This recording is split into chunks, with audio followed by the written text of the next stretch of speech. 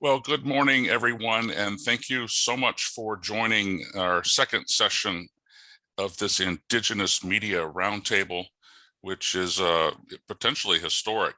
I'm David Knoyer, a former journalist, but I think once you're a journalist, you're always a storyteller. And we really are pleased that you're joining us here to hear some stories about, how do we improve the stories that we tell in Minnesota and beyond about Indigenous people, with them, on their behalf, translating, channeling, you name it. And we have two wonderful professional storytellers here who are going to give us their insights, what's worked, what's been challenging, and hopefully those insights and lessons can inform all of our work, even if we're not quote unquote reporter journalist, because I was struck by this conversation that we had last week. Part of it was recorded, that a lot of the insights really apply to any institution, right? That's trying to be an equity institution, you name it with the verbiage. But I think this applies far beyond the newsroom and to how we live and work here in the state. This is a partnership of Minnesota Public Radio. We Are Still Here Minnesota, Migazi Communications, a nonprofit in Minneapolis, and of course you, because we really want to figure out how to keep this going, right? How to keep these conversations, this exchange going into the future. We have one more formal session planned that we'll talk about a little later, but right now, let me turn it over to one of the partners, Ramona Kiddo-Stately. Ami takayapi. Ampetukinde owasi chante washtea. Na petus apie. Ramona Kiddo-Stately amakiapie. Damakota de Dakota ia iupseusewi miee. Hello, my relatives. I am the project director of We Are Still Here Minnesota. Our mission is to spotlight and make visible the lives and contributions of Native American people and their governments in Minnesota today, because we are still here. We will do this by challenging and correcting false narratives, replacing fiction with facts in K-12 education, and finding solutions for issues impacting the Native community. We will braid together the strengths of established networks of Native American people and Native-led organizations and allies, focusing on K-12 education, governance and policy, pop culture and media, and philanthropy to uplift tribal nations and our history and citizens. So I want to first say Pidamayaye, you make me grateful. In our language, Pidamayaye, you make me grateful that you have taken some time to learn today. I am proud to be positioned with a group of professionals like our co-chairs, Gava and Melissa Olson, who understand the nuances of media work and how barriers can show up in the work that you do. I'm grateful to all of you who are willing to take time today to reevaluate the importance of decisions you make by enhancing your knowledge of the tribal nations and communities in Minnesota. The Reclaiming Native Truth Project, an unprecedented national research campaign, was designed to increase our understanding of the dominant narrative about Native peoples in the United States. In other words, what does America know about Indigenous peoples of this place? And the data shows that in the area of education, 23 states do not mention Native Americans in their curriculum at all. But of the states that do, they don't teach about Native Americans after 1900. So I want to put this in perspective. Imagine the impact of this missing narrative for a moment.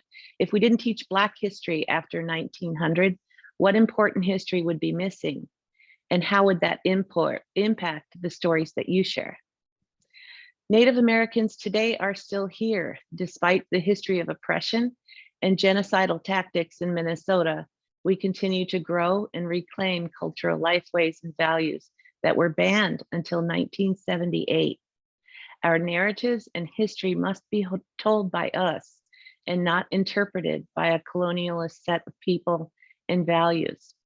We know that the largest perpetrators of reinforcing false narratives occurs in K-12 education system, which becomes the basis of a child's formation of knowing people different from themselves. But the reason we are gathered today as professionals is that we are all products of this system. Therefore, our own lack of awareness continues to impact all of our lives today because we cannot make good decisions without all of the information. Vocabulary is no doubt a powerful communication tool and also one of the ways to reinforce false narratives.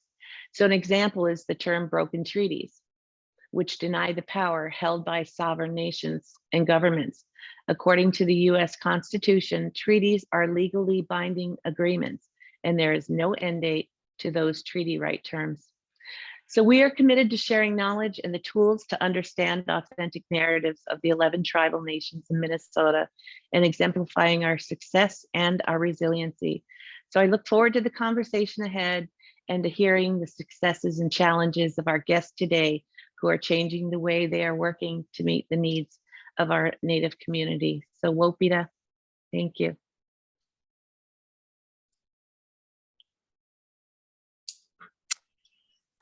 My name is Mike Resler, and I'm the Chief Strategy Officer and Head of Community Engagement at Minnesota Public Radio. And we want to welcome you to this session. And I want to express how grateful I am for our partners at Megazee and We Are Still Here. It is a great opportunity for us, and we are so thankful and grateful for the learning that we are gaining. I also want to acknowledge that some of you know that Gava, who has been our Director of Community Engagement, has left. She has joined Meet Minneapolis to continue her work in this space in a new place. But on behalf of Minnesota Public Radio, myself, my colleagues, I want to reiterate our commitment to this work and that we will continue this work moving forward and look forward to even more opportunities for partnership. I want to take a moment and pause and acknowledge the land that we conduct this session on, whether you are virtual or however you are present. The land that surrounds us is part of who we are. It reflects our history. Minnesota Makoche, Minnesota, is the homeland of the Dakota people. The Dakota have lived here for many thousands of years. Anishinaabe people reside here too and reach their current homelands after following the megashell to the food that grows on water, manomine or wild rice. Indigenous people from other Native nations also reside in Minnesota and have made innumerable contributions to our region. Native nations negotiated government to government to preserve their sovereign land, rights, and privileges through treaties. When land wasn't ceded through good faith efforts, it was often stolen from our Indigenous relatives. In 1851, the Dakota signed the Treaty of Traverse des Sioux, ceding land in southern and western Minnesota to the United States government. Dakota leaders faced insurmountable odds during the treaty process. White negotiators from the federal government threatened to push the Dakota to the Rocky Mountains by force with 100,000 men. Dakota leaders had little choice but to sign the treaty to protect their people. In the end, the federal government has never paid the approximately $3 million promised in the treaty. Despite centuries of broken promises, this is still Indigenous land. It will always be Indigenous land. Indigenous people are not relics of the past. We, they are still here. We, they are worth celebrating. Land acknowledgement is only one small part of supporting Indigenous communities. We are grateful to the Native Governance Center for their work in writing this acknowledgement and sharing it with us. We hope this land acknowledgement statement inspires all of us to stand in solidarity with Native nations through our community engagement with NPR and with the Indigenous and Media Community Roundtable. With that, I'm going to turn the mic over to Melissa, who is with the We Are Still Here and is an Indigenous journalist and storyteller. Melissa. Thank you so much, Mike. Thank you. Bonjour. But before we do that, I'm actually going to make sure that we have one more introduction in place. And I'm going to hand it over to Beneshi Means just briefly, and I'll be right back. Hi guys, thank you guys for having me. My name is Beneshi Means. I'm the lead media instructor for McGizzy's First Person Productions. McGizzy was founded in 1977 as McGizzy Communications, Inc., with the goal of countering the misrepresentations and inaccuracies of Native people in the media. McGizzy has provided a strong circle of support that nurtures the educational, social, economic, and cultural development of American Indian youth here in Minneapolis. We would like to welcome everybody to Indian Month here in the state of Minnesota.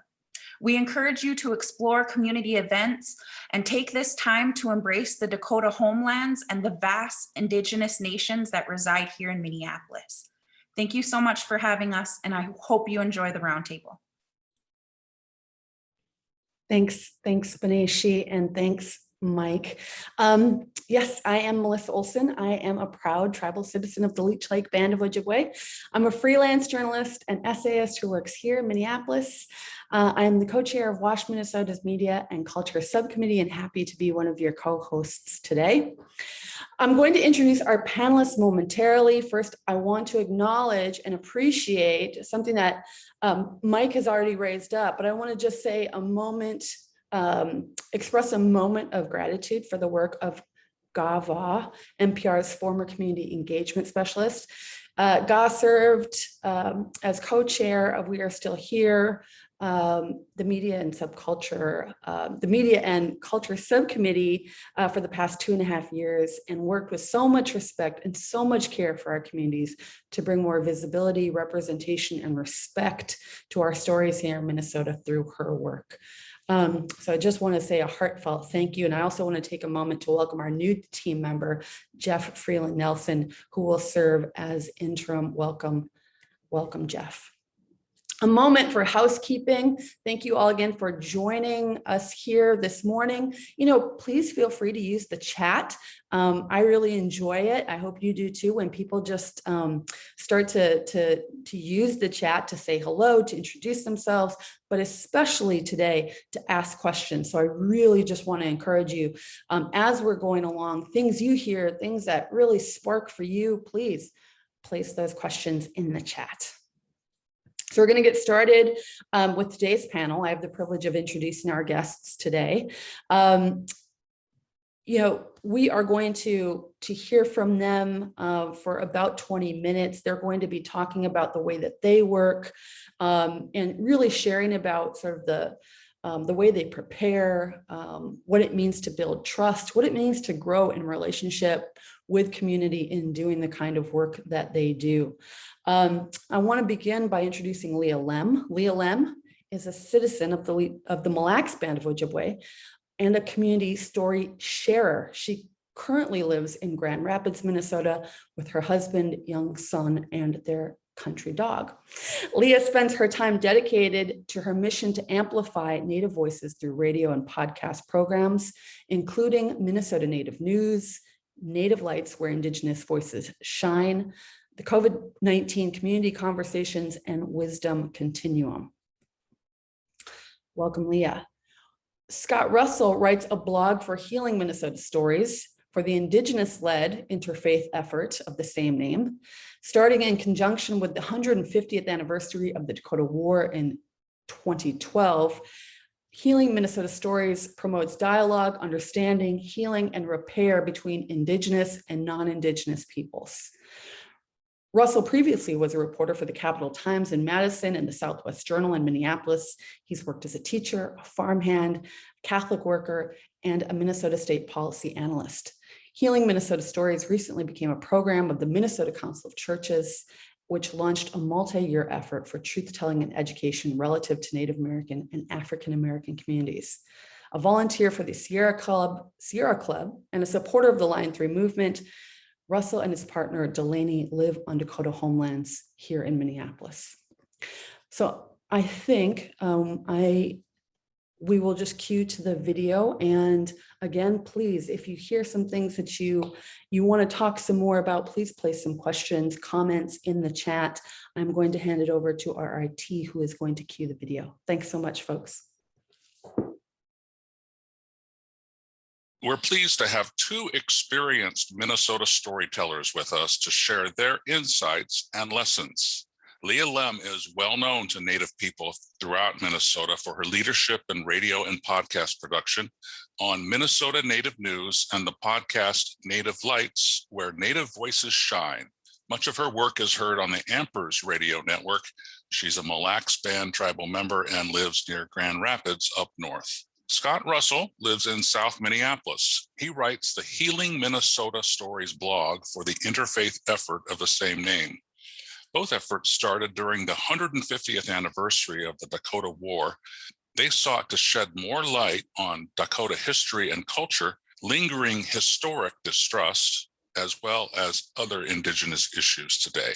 Melissa Olson, a radio and podcast maker, producer herself, who is enrolled Leech Lake Ojibwe, she's going to join me to help ask questions of Scott and Leah. I have a first question to get us started, a question for you both. What life and work experiences do you think best prepared you to tell Indigenous stories? Leah, why don't we start off with you?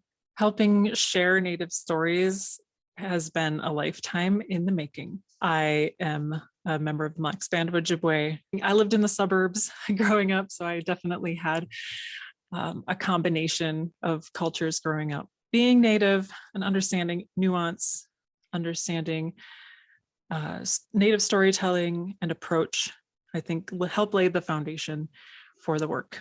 And I love radio. And I used to work behind the scenes in a technical role in public radio, listening to stories my entire shift, listening and monitoring all of our stations. And I loved it and noticed Native voices were very much missing. And if they were there, it was usually the same people. It motivated me to amplify and share Native voices and kind of fill the sound waves with those voices. So the relationships, the commitment, and the upbringing and the practice all help. How much of the nuance came to you as you were sort of observing the science and art of audio storytelling before you had to jump into it and do it? And then maybe how much of it is how you are as a person, right? Native people are often more attuned to sitting back and listening before jumping in. Do you see anything in where I'm going here? Yeah, the number one skill to have as a communicator is listening. And then you can go from there. So the nuance I feel like in my work is to approach empowering positive stories from people, no matter what it is. If it's their work in music, art, sports, when you dig into that nuance of what motivates people to do what they do, you will uncover almost undoubtedly the big topics. The healing, addiction, boarding schools. You will get into deeper issues by examining somebody's love for gardening. You can have this empowering approach that also does justice to the tough issues. And I think people love talking about that more than being like, tell me about a time, no, tell me about the worst time in your life. Thank you so much.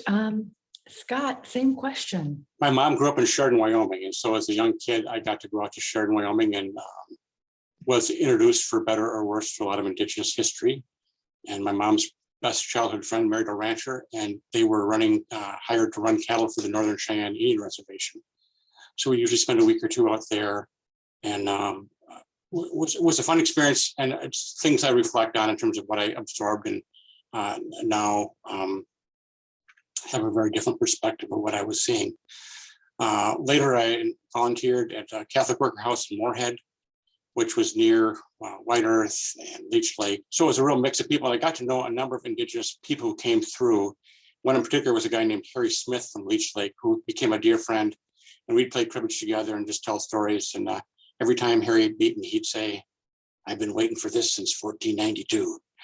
And then he took me on to powwows and just taught me a lot of history and perspective that I never had. My second career was as a journalist. I wrote for the Capital Times in Madison and as a reporter here in Minneapolis for the Southwest Journal for a number of years, and wanted to bring my writing skills to that project. So Healing Minnesota Stories is an interfaith effort to bring dialogue, understanding, healing, and repair between Indigenous and non-Indigenous people, particularly in the context of the non-Indigenous people's faith communities. I view my audience as trying to educate other white people like me to understand the history that we were never taught. Inside the first part of Healing Minnesota Stories, it was launched during the 150th anniversary of the US-Dakota War.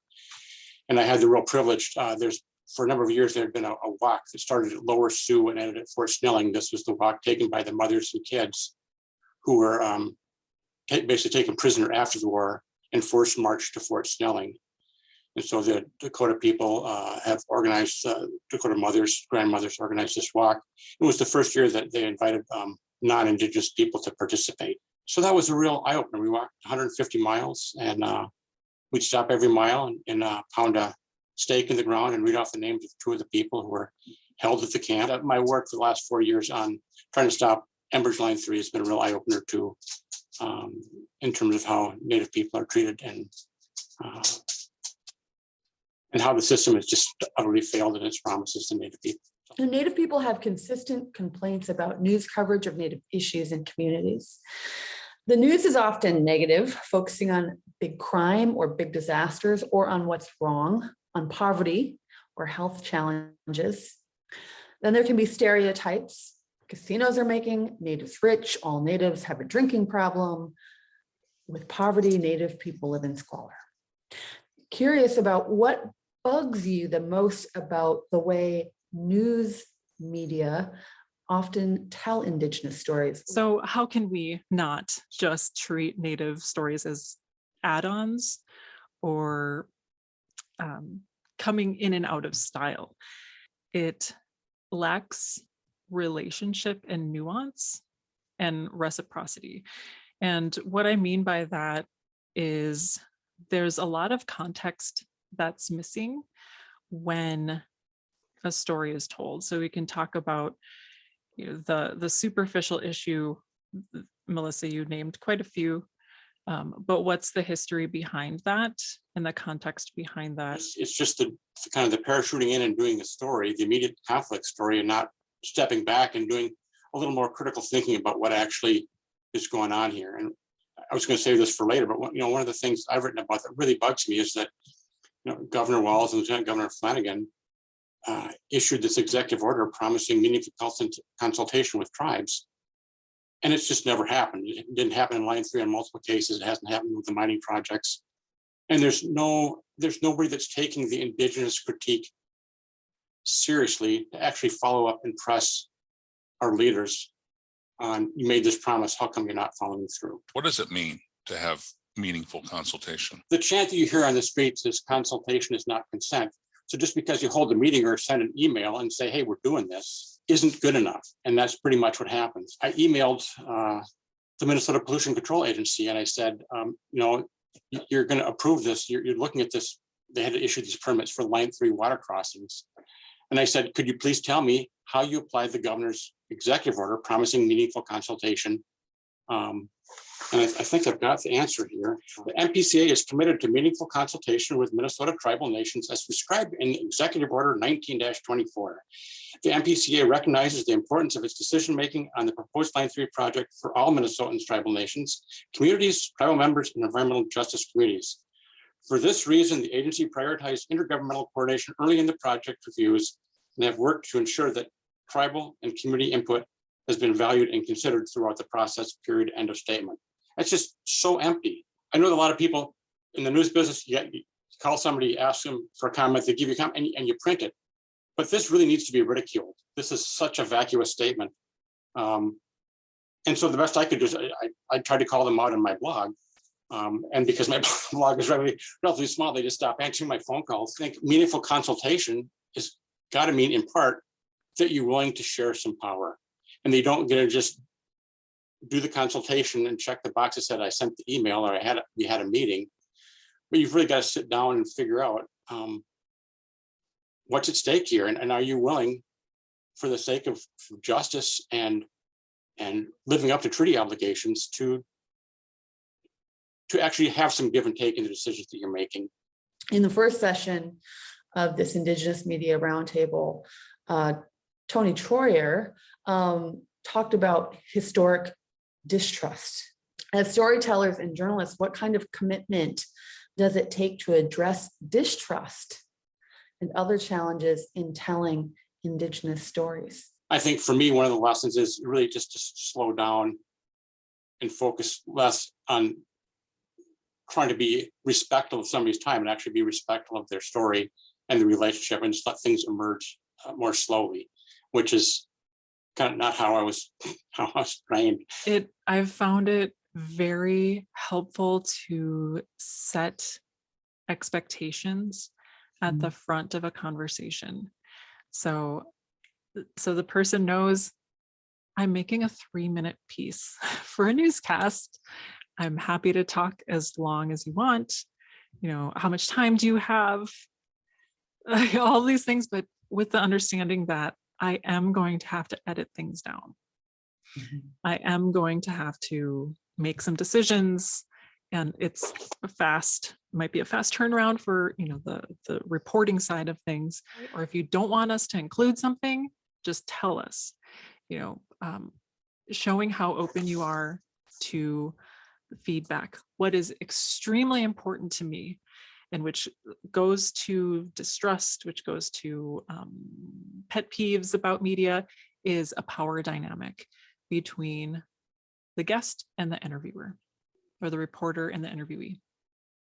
And I want at least a level playing field.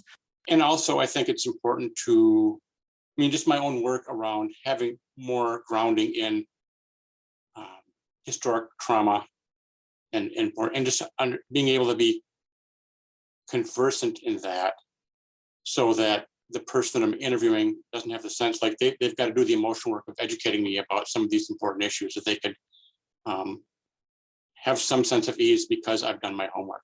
One thing that I do is I carry a small bag with little small bundles of sage that if it seems appropriate before an interview, I offer that sage as a gift, the sign of respect and a sign of thanks for them sharing their knowledge with me, and just lets them know that I understand that is an important thing, an important symbol in the culture.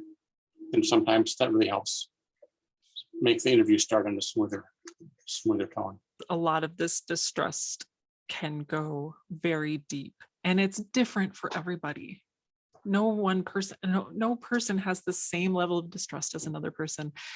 And I think that's when it really comes to knowing your community and knowing people in your community, getting introductions to people from trusted leaders. To speak to Scott's point, I've gotten to know, like, these people want to get to the point, you know, they're executive directors, they got, 15 minutes, boom, here we go, let's do it. Let's talk, answer the questions, beautiful, thanks. And then there are people you need to sit down with in person, share a cup of coffee, talk about where you're from. That builds the trust. So I think it really comes back to being a good listener and cueing in on the other person's needs. If somebody's kind of agitated, doesn't really want to open up, I tend to share a little bit about myself, because I do have also a history of distrust with media. So I have a shared background. Hear you talk about this need, to be somewhat familiar before you jump into quote unquote business, whether it's the interview, whether you're in a meeting, but you could look like you and I could look like me, and it's the same thing. I can't just start throwing questions at most people unless, as Leah points out, they're busy professionals and they really know exactly what the parameters, of this are. But other suggestions on how to get what you need, but not in a disrespectful way? Does it just take more time? I have found just an array of conversational styles. There are the people who want to talk forever, and I am open to it. Let's talk, even if it's for a 5-minute piece. I just need a quote. Just give me a quote, right? If they're willing to spend time with you, that's building the opportunity. That's opportunity to build trust and to get to know and even make a better connection. So I think, I don't want to say taking advantage of, but like using that time together as an opportunity is really, really valuable and not to be discounted. For me, just being able to say, hey, so-and-so recommend that I talk to you is like a little bit of trust building to start anyway. Just being curious about stories. This is just one example. The Native Governance Center, I think, does wonderful work. And I had watched some of their online educational pieces, and I called up Wayne Ducheneau, who's the executive director, and said, can I just come and talk to you about what you think stories are missing that need to be written? And I came away with a lot of different story ideas and helped build that relationship where there was no pressure to have a story, but definitely got good stories out of that interview. And we've talked a lot about how to do better, but how about examples from your work of what you felt has really gone well? I've gotten to know a number of people in the Bemidji area because of the Line 3 resistance. And I was in a couple of committees, and a friend of mine from there was just talking about the fact that they just had a really scary time. It was right after the George Floyd uprising. And there were right-wing groups that were posting false flag items on social media saying, we are a busload of us are coming to burn your town down.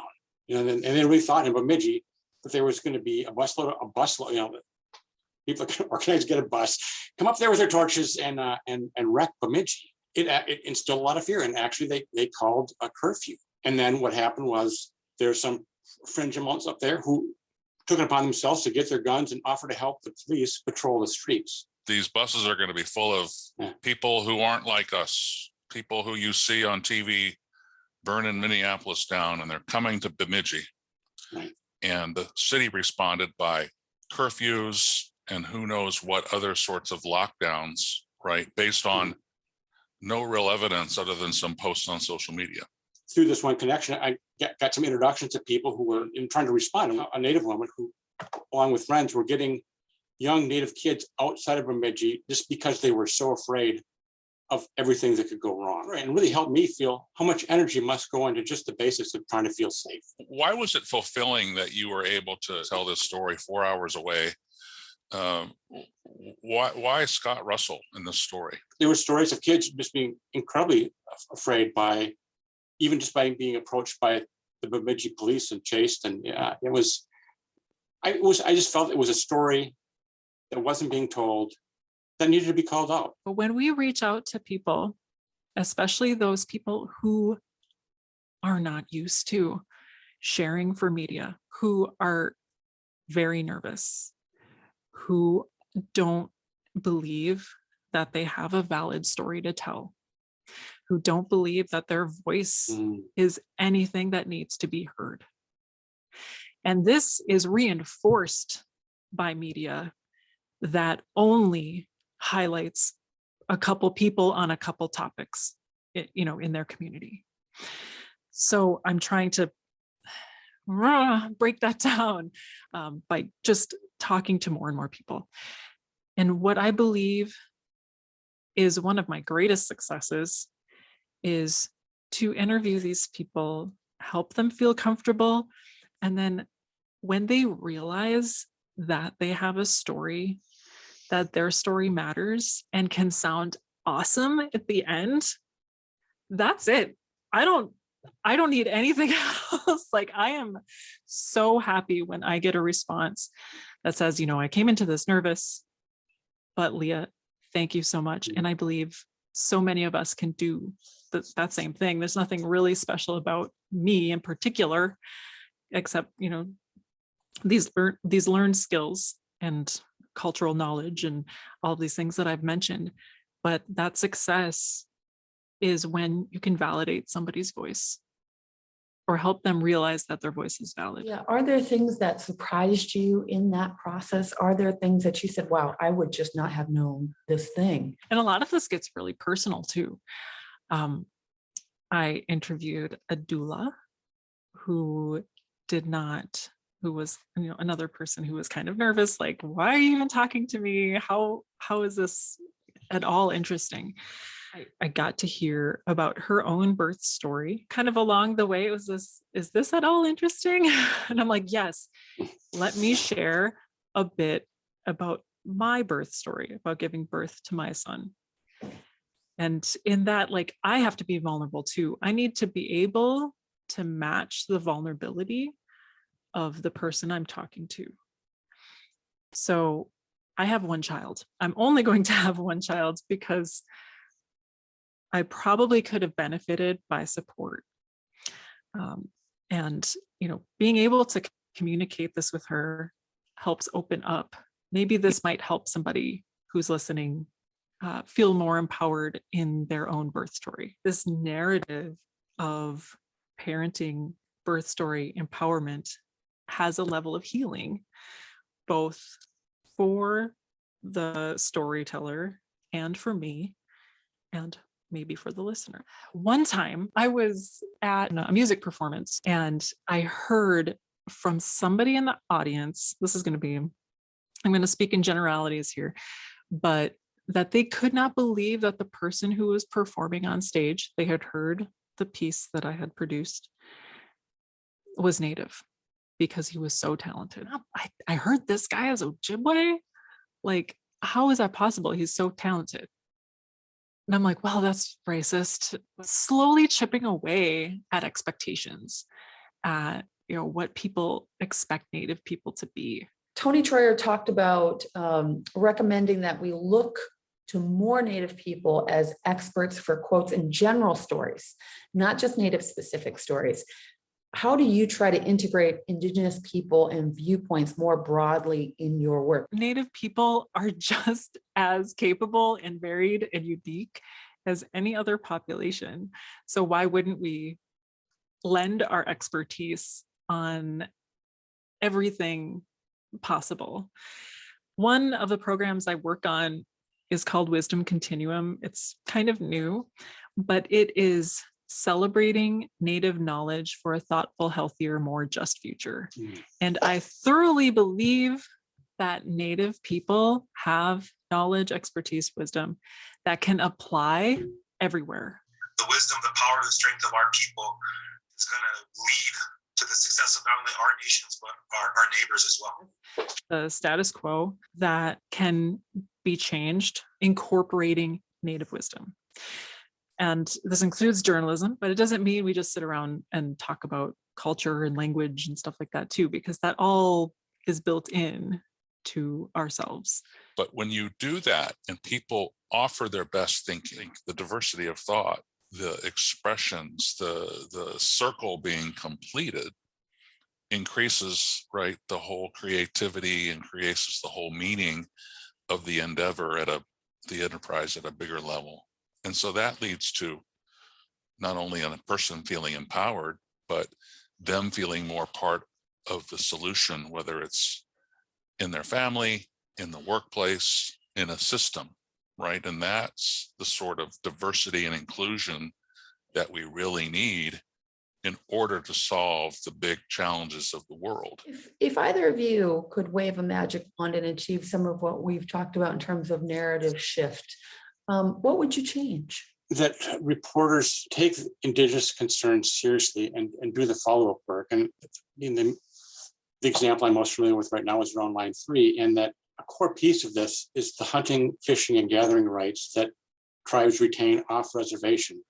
And I don't think people understand that. I don't think that was explored at all in the media. And this is and the state of Minnesota pretends like it doesn't have any obligation to honor treaties unless it's sued in court and loses. I feel really privileged to be doing the blog that I'm doing and that I have the time to do it. And for me, this has just been a huge learning process, and that's one of my recent learnings. If I could wave a wand, it would be Native representation all throughout an organization, because then those nuances that we talked about, those values, those approaches will be present everywhere. Otherwise, it's just an add-on. It's not a commitment. You have to decide what your priorities are. You know, if your priorities are white, upper middle class, highly educated, then just say it. You know, just be honest about it. Otherwise, if you're trying to be a media organization for all of Minnesota, you have a larger responsibility than to just that demographic. And people might complain, but if you are saying that this is for everybody in Minnesota, then it better be. Well put. If an organization can slowly change its understanding of what constitutes experience and education and widens that, then they'll see there are plenty of people who are capable of this work. I'm not a trained journalist. I was trained in audio engineering. Having an organization value my cultural knowledge, having the ability and the skills of relationship building, and understanding that those are just as valuable and valid as like some like masters in journalism or something like that.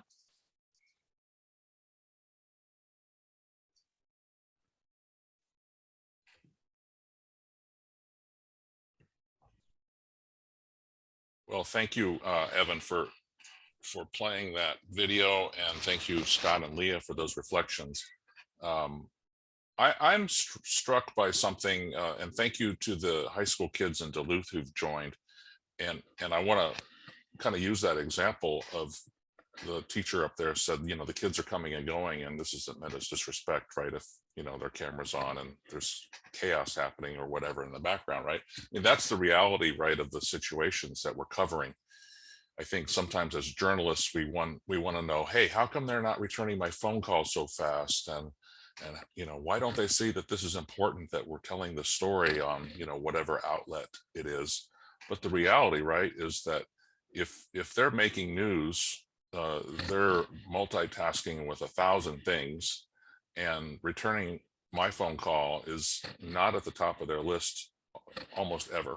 And that can be frustrating, right? When even if you're trying to help amplify this story, there's just a lot going on in people's lives that, you know, they're going to get to it when they get to it. And that can be a little frustrating. Leah, let me ask you, there's a question from Duluth about how did you find your voice? And you may not think of it that way, but, you know, I think there's got to be some element of being comfortable out there, right? Putting yourself out there. How, Leah, did you find your voice? I really appreciate that question, because that is something that I have explored in doing my work in these past years, because I grew up very shy, very quiet, except singing, as some people might know, but very quiet, very shy, very, like, it was hard for me to talk and share. But as I got into this work and started recording and asking questions of fellow Native people and having those experiences like I talked about, where people felt more valid in their that their voice was more and more valid. And slowly, as I had more practice, it started helping me reflect on my own voice also being valid. So it was in doing the work that I found my voice. Scott, I want to ask you a question. I think if a lot of mainstream journalism managers had listened to this just now, how busy people are, how sort of formulaic, right? And the whole clickbait, right? The headline is written often by someone who didn't even write the story in order to like get them right, to get the most attraction. and the headlines often, right, sort of, just designed for controversy or designed for conflict, right, to get people to click on it or and read it. So if some managers that listen to these reflections, they might say, hey, this sounds like we're getting way too cozy with these Native people. We need to be objective, right? We need to not have this relationship, right? Because we're trying to tell this neutral story. What would you say to that, Scott Russell? That was, I went to journalism school, and that's how I was taught, was to be a little more detached and to tell both sides of the story. And I've stopped believing that that's possible. And there's an example, working on line 3. There's a couple times, like when Enbridge ruptured the aquifer near Clear Brook and didn't report it for 4 months. And the Star Tribune quoted there says, here's the quote that Enbridge got in the Star Tribune story. Enbridge said it had been monitoring the rupture since January and is working closely with the DNR. We share a strong desire to protect Minnesota waters and the environment. Why did they get, how is that objective? Objectively, that is false. They hid the problems and they violated their own work plans, and just reprinting that and not going back and challenging that or providing it some kind of context is just wrong. My goal, I don't feel like my goal in the blog is to be objective. My goal is to lift up voices that have not been in the media and to figure out which stories and to educate, as I said earlier, educate a white audience like me who isn't familiar with these stories. And if I could also just add on the question of finding voice, it's been really tricky for me. As a white guy, like how do I tell the story? Am I just reflecting the stories I'm hearing? There's a really powerful training I went to at the Minnesota Humanities Center. They were teachers. It was something that I think one of you were there doing some of the education on it, helping teachers understand how to teach Dakota history. And they went on a sacred sites tour, and they'd rent buses, and the teacher would take their classes out to these different sacred sites and tell that story. So it was kind of a train the trainer situation where people like Ramona were training these 5th grade teachers on how to do this story. And a teacher said, it's so hard. It's not my story to tell. And the response was, you've got to tell your own story. How is this affecting you? And then in that way, you can be authentic. It is not your job to tell somebody else's story, but you can own it and place yourself in the midst of that story. But on the terms of objectivity, I don't think I think it's a fiction. Yeah, I remember the quote from, back in the day, I wanted to work for CBS, which before the internet, right, was, Walter Cronkite told us every night, that's the way it is, and was very influential in the country. And I wanted to work at CBS. And I remember someone there, I don't know who it was quoted as saying, hey, we're humans telling these stories. There's no way for us to be completely objective. All we can do is be fair, right? To try our best to be fair. And I hear you there. Leah, let me ask you this. There's that question here from Sam, and this is putting you in a spot because you don't necessarily, everyone has their opinions of the media, right? We're biased, we spin things, we're drive-by people, the other day I met someone who didn't believe I would send, follow through on my promise to send her a link that I said I would. And I'm like, hey, you really called on it, because a lot of journalists don't follow through, right? Because we're busy on to the next thing. So say you're working for a place that's got this bad rap in Indian country, for its coverage, and you could name the outlet and it probably would be true. How do you tell people, hey, yeah, there's history there, but you're talking to me and I'm really trying to change things? Is that possible?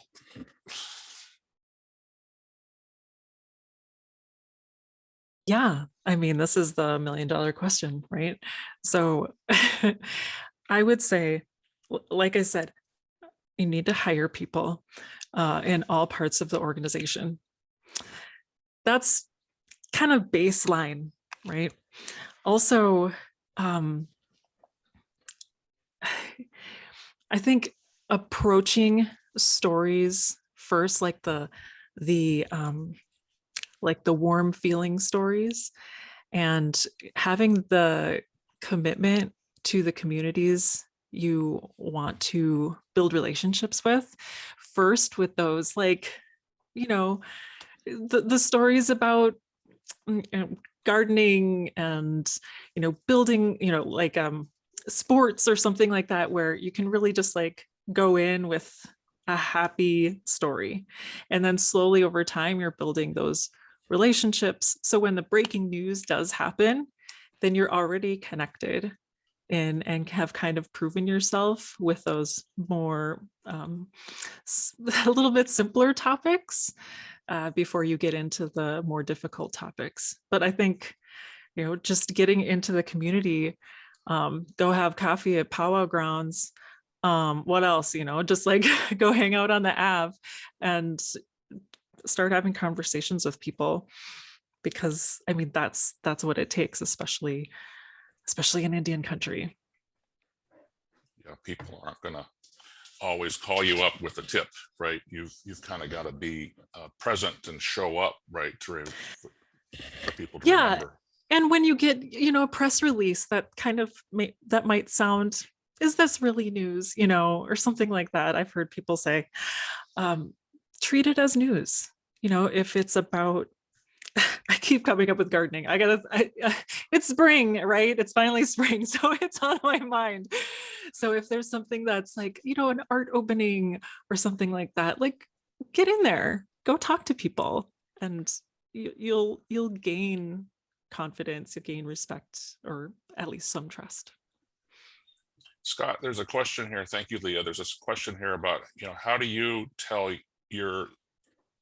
someone else's story in an authentic way, right? You've talked about, you know, being the white guy, and you have a track record now, right, of several years where people can go see the stories you've told, which helps. But how do you know, I know you're probably kind of wary about telling, you know, these Indian stories, and you're not Indian. True. Yes to that. And I've tried to offer people just the opportunity to write a guest blog. Say, you know, if you want to write it, I would love to have you have it in your voice rather than mine. It's something I wrestle with, and I think maybe for me a turning point was line 3, because I was so deeply involved. I felt like I was well grounded in the whole process, and grounded in some relationships, and that I could assert myself into those stories, in part just because I felt really clear about what I wanted to say. And on the other hand, it's even what Leah was saying about that importance of sharing your story, having some give and take with somebody and trying to build a relationship. I'm just really aware of like not being the white guy. I said, well, listen to my story. It's like I kind of get caught up in that mental chatter too, about really wanting to be respectful of the historic dynamic and what I represent to a lot of probably most Native people, as being a upper middle class white guy. And it's part of that answer is I'm trying to do my own work just through some anti-racism trainings and different things, just so I can get more grounded in how we can show up in those spaces and not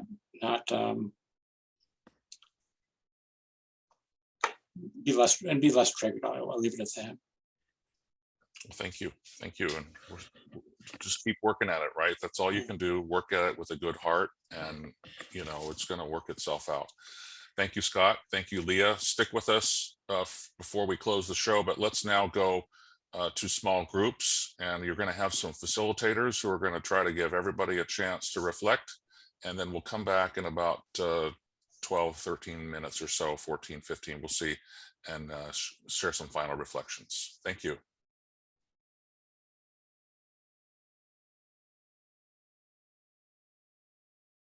I was just sharing a little bit, like that seemed to go by so fast. We were just getting started, and I was teleported back to this main room. What were y'all just getting started where you were?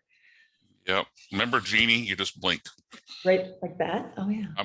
I'm dating myself. We were just teleported out of a reflection that two different folks in our group brought up this idea of being more open with your heart, right? And we're so schooled to just be head space. And yeah, you know, that's the way the world is, but you know, we're not going to get through these challenges without more heart space. And I think if you could go to a conversation with Native people in that way, and also open to building a relationship, right? It's going to go a much farther than just trying to, you know, outthink and outsmart folks, because I don't think that really works with anyone. I think dominant society is probably, you know, we're probably kidding ourselves that, you know, the smartest person in the room. And actually, so Melissa, jump in after this, but Google did a big survey of its most effective team several years ago. And it wasn't, the most effective team didn't have all the PhDs on it and didn't have all women or all this. They couldn't find a pattern in who. It was how the teams worked. And the teams had psychological safety, is what they called it in this study, where people were free to give their truth and speak their truth. And then there was equitable input, equitable turn taking to be heard.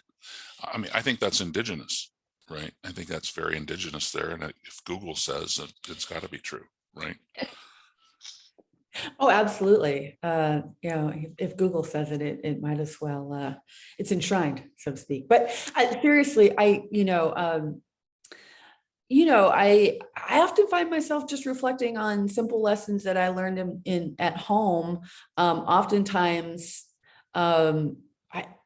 it's been like the last 3 weeks, I've been thinking a lot about my uncle, who was just somebody who loved to read the newspaper daily, and he would sit over his crossword, and he wasn't trying to he's just trying to enjoy himself and learn a little bit and that kind of thing. And he was he was just a great observer of the news. And some of the most profound things that I learned were like right there around the kitchen table, because they mattered to him, right? They mattered. He was a veteran. He was a Vietnam vet. He'd gone to school for forestry. He was just a really smart person. And like everybody enjoyed a good crossword. And some of the things that he would say when he looked up, he would sort of push his glasses up and he'd look very wryly up at me and raise an eyebrow, and he would say something about the news, and it was absolutely, it just always turned the world a little bit on the side for me and made me think differently. But there was such, the layers of his experience. He was reading the news through that and reacting and talking about what was important to him. And I think about him now because, that was kitchen table. That was from the heart. And that is what people are reading and responding to. So I think inevitably when you are approaching your work that way as a journalist, how much richer will your work be for coming with that open heart? How many more people will you reach in their varied stations, right, in our world, when you come with when you're continually broadening sort of your relationships? So that's so I like to think he's always with me in that respect. So well, again, thank you everybody for joining us. Some themes from my small group. Scott, your story about the fear in Duluth really struck someone who had a similar experience. The need to be out in the community, right? Just show up, be yourself, take off your storyteller or your institutional or your reporter hat, and just be there and be with people and see what emerges from being seen over time, right? Where you're more familiar. Your cribbage story grabbed someone too, Scott. Just spending time with people in sort of different ways. And actually, right, those instances can be where the real serious work happens, right? It's not necessarily going to be scheduled, during the agenda. It's going to happen at other times. and the need for the media to set aside some of these rules, right? The rules of time, the rules of who knows what, but maybe those rules and those handcuffs are challenging us in many different situations, right? And how do we break those rules, in a good-hearted way, right? So we are really hoping to take our next session on the road and be in person. So pencil in June 28th, and we're trying to figure out where. Our hope is it'll definitely have a Native American environment and setting. So count on that. And then we're going to try to figure out the right time. Maybe noon isn't the best time. Maybe it ought to be, early evening after people have worked. We'll have to figure that out. But June 28th tentatively. And we'd love to have you and other folks join us for a different process, right? So that we can really get to know each other differently. I'd like to thank all of our facilitators, Scott, Russell, Healing Minnesota Stories, Leah Lemm. You can find Leah at leahklem.com. If you're able to stay for a few more minutes, we won't close the Zoom for another 10-15 minutes. So stick around if you want to visit a little bit more. But otherwise, we'll see you at the end of June. Thanks to our co-hosts, Minnesota Public Radio. We are still here in Minnesota, and Migizi Communications. Take care and enjoy this 430th and a half day of winter. I say half because it seems like it's sort of warming up. Bye-bye. And yes, thanks everybody. And special thanks to Shua Zhang and Evan Clark for doing all the work, and Mike, your whole team. Thank you so much. And our facilitators, I hope you stick around a little bit. For those of you who are sticking around, so many of our facilitators are themselves experienced journalists and media makers and have lots to share. And some of these questions that have been raised up, I know are important ones to them. And I hope to be able to hear a little bit from them as we, we spend just a few more minutes together this afternoon. Alfred Walking Bull, you were running the circle at one point. What's your experience been here today? Yeah, thanks. Thanks for everything that y'all did. I think one of the things that really hit was relationship building, right? So for folks in media, it seems like a stretch, right? To like, these communities are so far, so rural, all this sort of thing. When I was actually working for my tribe, the editor of the AP in Sioux Falls did a tour of the reservations, and she went out, and there was no story that she was looking for. Her name was Christy Eaton, and she went to each reservation and just like got to know the officials in tribal government. And after a while, that led to really good coverage on Keystone XL when that pipeline was coming through. And she wasn't overly sympathetic, but she knew the right ways to tell the story, right? So what I shared in our group is that as journalists, we have a courts beat, we have a politics beat, we have a religion beat, right? Like, it's not that you have to make Indigenous people a beat, but like, the practice is there to be able to build those relationships. We are skilled journalists. We've been taught how to do that and investing time. So yeah, and with a lot of the work that I did at the Circle, some of that was built in, but a lot of it, for folks who work in Indigenous communities, you have to get hazed. I mean, not hazed, but you have to get the RAS when you first go in, because they want to test you and they want to say, are you going to show up again? And you have to keep showing up again. So that was some of my experience and what was coming up for me. Yeah, absolutely. And if you're not yourself, if you're sort of coming across as kind of self-important or too formal or just something, you're going to hear about it, or people are going to run from the room, right? Emma, are you still with us? Ogema? Yes, hi, everybody. I am still with you. In our breakout room, we talked a lot about the Line 3 project in Minnesota and how that was kind of a catalyst for reporters and media makers throughout Minnesota to kind of expand their perspective on Native people and talking a little bit about the different narratives among Native people and sovereignty among nations, but also trying to balance, reporting on Native people, not necessarily centering the entire story on the fact that a person is Native all the time, but, bringing that up to erase that invisibility, but also not one-tracking the story and making it solely about them being Native in background.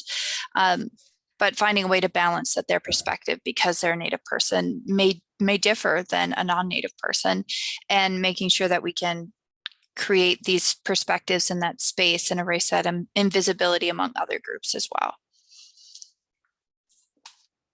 You've been working on that Native Roots Radio talk show, if you will, which is a daily talk show and constantly, right? Just a lot of moving parts every day. Have you come up with any tips or anything that works for you to kind of help the people that you're trying to talk to understand that sometimes there's a real deadline here, or what is that? How does that work for you? Someone trying to feel that with folks who might be on a different time zone. I feel a lot of the time that there's a lot of repetition involved. You're repeating a lot of the same ideas and a lot of the same information for people to make sure that they're aware that this is happening, this is coming up. And the other thing that I would say too, because I work with Native Roots Radio, but I've also worked with Minnesota Native News as well and done some storytelling through that, is that when they talk about in the chat, they're talking about Denfeld High, having students and how we're going to build up the next generation of Native reporters and media professionals. It's just as important to have Native professionals in media and in reporting asking questions, because their questions as a Native person may differ. So the questions are just as important as the answers that you might get from both sides of the coin, from Native people and non-Native people. So making sure to remember to ask the right questions, I think, is a big part. Any other reflections? Facilitators, others? I guess I would, Benishi, if I can ask you a question that has to do with that question that was asked by JP from the classroom there in Duluth for the benefit of everyone. That was that question about Native youth finding their voice. How do they find the confidence? I know you work every day, throughout the year with young Native people who are making their way into media.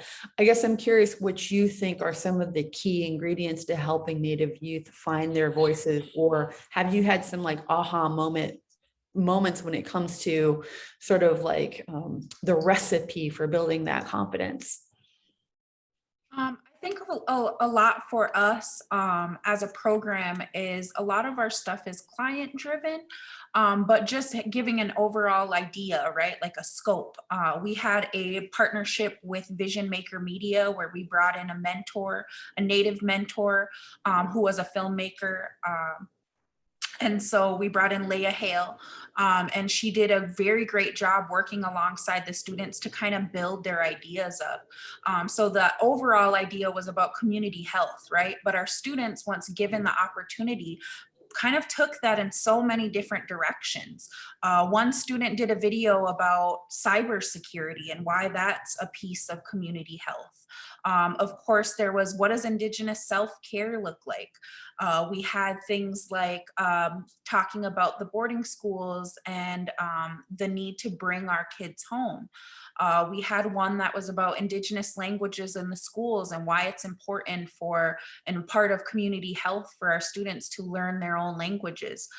So our students took on so many unique perspectives, and I think just giving them kind of a large scale idea of what you would like it to be about, or what the story you would like them to tell, and allowing them to kind of guide themselves. I know a lot of the students, when looking at information, whether it's about COVID or digging into murdered missing Indigenous women statistics, they were stopping the class to say, hold on, did you guys know You know, 4 out of 5 Indigenous women experience real violence in their lifetime.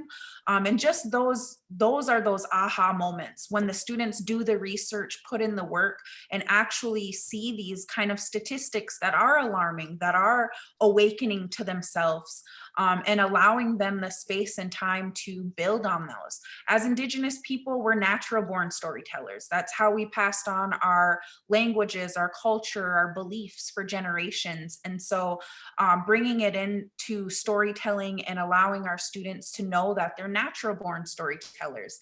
They come from people of storytellers, and allowing them the space to build their own stories, to find the passion in research. One of the greatest impacts we have on our storytelling is when we allow the students to do the research, put the time in, and really choose the direction of what they would like to talk about, because they bring you to places you would never expect. The other week, I think my dad had a really great point that he brought up to me when we were talking about kind of my career in media and working with youth. And he said, you know, daughter, don't ever forget, your people will always surprise you. You'll always find that youth that you look at and you'll say, man, if they had a chance, if you just gave them a chance. And Yeah. that's how important storytelling is to our community. Yeah, I love Leah's story about, you know, hearing, you know, out in the crowd, oh, I can't believe that musician's Ojibwe, right? Boy, they're really good. I was at the American Indian Science and Engineering Society conference several years ago, and 3M was sponsoring the student luncheon, and 3M was very generous and put all this cool 3M stuff, you know, in little plastic bags at everybody's seat. You know, the tape, the Post-it notes, and all sorts of things that they make. And, you know, that stuff's not cheap. So there had to be, you know, $40, $50 retails, you know, right there at everyone's plate. Well, then they had some other nicer things they wanted to give away, and they didn't have a process to give it away. So I said, hey, on the fly, how about we have everybody all the kids just make something out of what you put at their plates, right? Oh my gosh. At the end of lunch, 90 kids got up with stuff, you know, of what they made, robots and 3M ties and glasses and helmets and just whatever came out of their brilliant minds, right? So give them the tools, give them the environment, give them an opportunity, and you're right, but magic will happen. Other thoughts? Thank you so much. We have a few minutes left. Anybody? Wanted to share a couple of comments, Yes. David, from our breakout session, because I thought they were, you know, really insightful. And one is in commenting about Scott's saying, yeah, it's not your story, so make it your story. And one of the participants in our breakout session said, you know, I really had to do my own homework and how were my people in going back to my generations, part of the Pequot Wars. And so what is my responsibility in this story? Because there is another part to this story. And so I thought that was very interesting. There's this book called Indigenous Peoples' History of the United States for young people.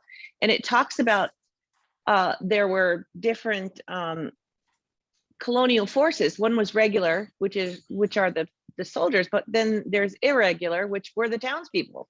And so there has to be some understanding of all of our participation in land theft and genocide.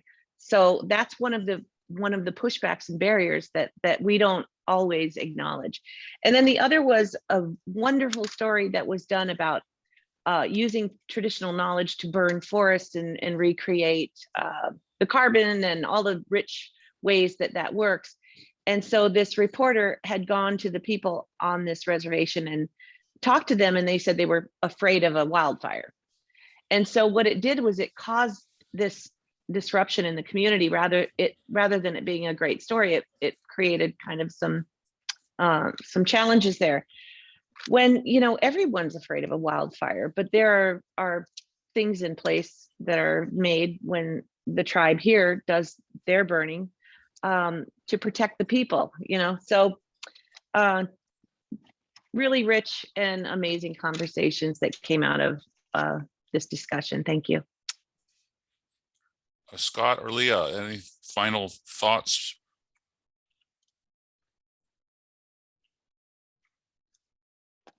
Hi, sure. Thank you so much for, listening to us give our, one of many perspectives, because I know when I got in on this Zoom session, I was like, I'm starstruck by all the great Native journalists and other journalists that are in this group. And I'm like, I hope I have something to share, something that people can take away, because I'm just like, I'm in awe of the minds and the hearts that are here. So thank you so much for listening and really wanting to do this work and committing to it. Thank you, Scott. Yeah, I'm just, I really appreciate the I can't be reminded enough. And this kind of gets the, David, your question about being objective, is just really opening your heart. I mean, I've been so deeply moved by stories that that people have shared with me, and it just puts me in a very different place than I was during my journalism career, and I really enjoy it much more. It's very fulfilling. Yeah, tell me about it. I just have to say, Go ahead. It's nice to see another Ramona out there that identifies as Native. Come back, Ramona, next time. Oh, absolutely. Well, I've met both of you, and you two would love each other, honestly, Mona. I wanted to just add something that, I had kids coming in and out, and it's like over lunch and then some of the class, and thanks for being respectful about that. But 3 of the boys told me that they went down and got their lunch, and I mean, I'm going to double check this story, but they told me that, then they couldn't leave the lunchroom to come back to the American Indian Center. You know what I mean? So I think that that's something to think about too, that there's just like limitations that are put on people. I mean, like I am going to check this story out. I think that they should have been allowed. I sent an email, but I mean, I think some of us, and in particularly people who may have some power, we need to make space. You know what I mean? Like I am literally, this young lady who you can see over my shoulder, Soraya, is, she's not even in my program, but the kid is a star. She's a genius. Mona's going to meet you. Miss Moroza's going to meet you sometime when we talk about journalism. But sometimes I think we need to just forcefully just kick open the door and make this space. I am also starstruck by the other names on this program as well. So thanks everybody. It's been really wonderful to be a part of this. thanks for joining us. Anyone else want to say a word before we hang up here?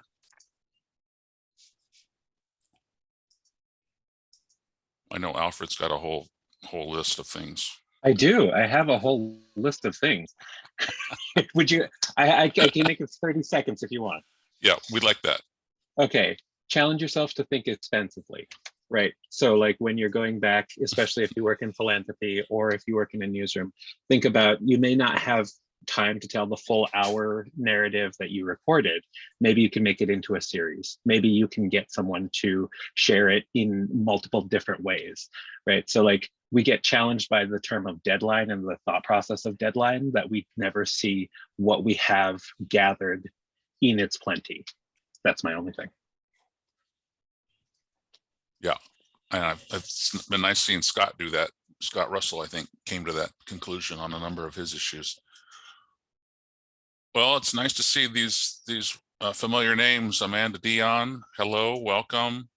Evan, thanks for rolling that video so seamlessly. I want you on all my Zoom calls. Do you think NPR would allow you to do that for me? Mariana Harstad, I think you've got one of the best placeholder pictures I've seen on Zoom, so you're a best of Zoom there. Sam Chu, thanks for your question in the chat box. Meg Martin, where are you from, Meg? You've just been smiling the whole time. I'm in St. Paul. I used to be at NPR. Well, is that why she's smiling, Sam? No, that's just a joke. She smiles because she's awesome.